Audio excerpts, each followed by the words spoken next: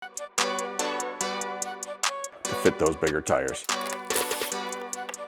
Okay, this is what it looks like after we've cut it. Tuck that up. My goodness, those do look good on the D5. My God. Hello, my Rover friends, and welcome back to the Lucky8 channel. Today, I'm gonna walk you through step by step how to install a set of oversized tires on your Discovery 5.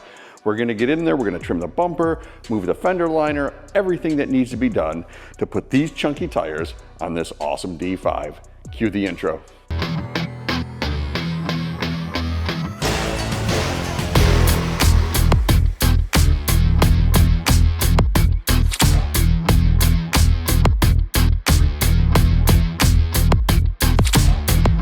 First thing I'm gonna do is get the stock tire out of the way, then we'll come in and take a look at the plastic liner so we can get that out of the way, then we can start massaging the car to fit those bigger tires.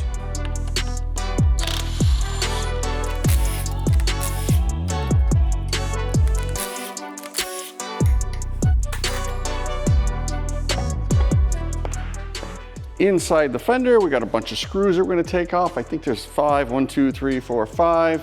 Oh, there's one up here, 6, a couple of the little plastic poppers that we use our popper tool on, 1, 2, and 3, and then we're gonna get that plastic liner out of the way.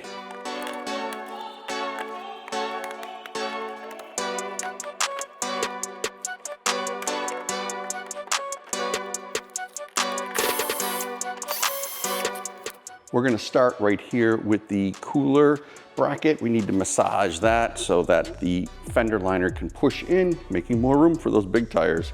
Come on in. The intercooler housing's got this little plastic lip on the bottom. I've already put a white line. It's approximately 3/4 in for the tires that we need. I wouldn't go much further than 1 inch in because we want to keep some structure. We're gonna cut at an angle here, follow the white line, and get it all out of the way. We're gonna leave this portion here. As we go farther into the car, it's not gonna interfere as much, so we can use the whole bracket. Pay attention, for real, pay attention. There is a ton of stuff behind there. One of them is the air conditioning line. You cut that, you are not gonna be happy. It's the new air conditioning, so I can only imagine how expensive it is at the dealer. Be careful what you cut. I go in there with my paintbrush, my little Sawzall. You might be better off with a grinder. You can take apart the whole bumper and get the bracket out if that makes you feel more comfortable. Again, I'm stopping the video here to tell you, be careful. There's wires back there. There's a yaw sensor, air conditioning. All right, you get the point. I'm gonna get in, I'm gonna trim it all out of the way. Then you guys can see what it looks like when it's done, and then we can move on to the other things we gotta clean up. Here we go. I trimmed this area right here at an angle. And you can see all the way down, and then left that attachment point. Careful AC, careful wiring harness, careful wiring harness. Next thing we're gonna trim is right here. I got this white line. Yeah, the one next to all the wires and the AC line. We're gonna trim that out of the way. Okay, this is what it looks like after we've cut it. Straight across here, like so. Left that little tab next to the AC line. And then over here, hidden wires. I told you gotta be careful for that stuff. And I also rounded out, smoothed out the angle on the bracket right there. Next up, we're gonna trim this. And as you can see, tons of wires and the AC line. We're gonna trim that next. Easy peasy, I just used a little grinder. Too much sensitive equipment back there to use the old Sawzall paintbrush. Over here, let me turn the light, that makes it better. We're going to just grind this plastic down a little bit to allow the plastic to come back. You don't want to grind it too much or else the little plastic holder on the plastic tab that we're trying to grind down to fit the other piece of plastic will fall out. So just a little bit, maybe like 1/4 inch. And this little bracket here, the one that we took the screws out of, you can see I got a white line on the top. We are going to cut that out of the way so that the liner can fold back. The little bracket is out of the way, and we've trimmed the plastic support out of the way. This should be what yours looks like at this point. Now we're gonna move on to the back side.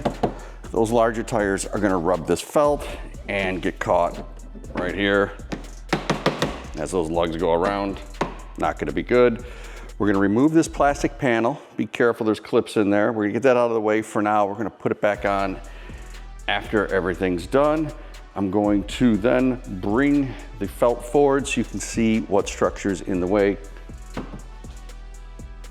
Just checking my memory. Yeah, there's no clips here because we've already taken them out for the rock sliders, but you may have a couple little screws in yours. All right, next up, we'll bring the camera in. Here's a look on the inside behind the felt. This little extra material sticking out on the frame horn, we need to remove, and depending on the size of your tires, you may or may not have to. But that, where I have these little white lines, is about the maximum I recommend taking out.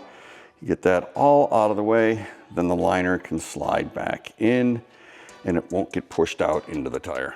Yours should look something similar to this, minus a leaf. Get that leaf out of there. All right, but that's what it looks like, allowing the felt to go back all the way, and now the tire won't rub.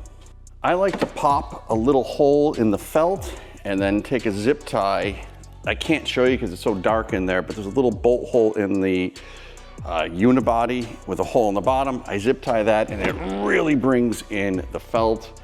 You can tuck it right in here with the zip tie, holds everything back. There's where I put the zip tie. Everything should be tucked back out of the way. Now we can move back to the front.